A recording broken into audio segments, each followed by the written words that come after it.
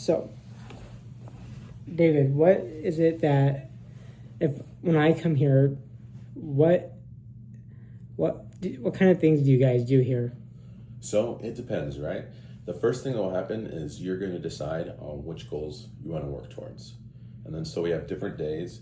On Mondays, Tuesdays, and Thursdays, we have a curriculum of things that we're all learning together. But then we also work on whatever goals you have individually, right? So it depends on what your goals are. And we'll do a combination of working on some general stuff like self-advocacy, vocational skills. We've been talking about budgeting, things like nutrition and things like that.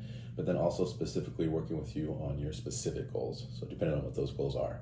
Then on top of that, on Wednesday, we have volunteering in the morning, and that's a variety of different places. And you can both give back to your community while also learning vocational skills at these different places.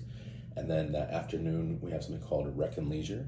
So depending on the day, sometimes we'll be doing art, sometimes we'll be playing sports, sometimes we'll be playing games, but it's always a fun time and all sorts of different things. My personal favorite is dodgeball.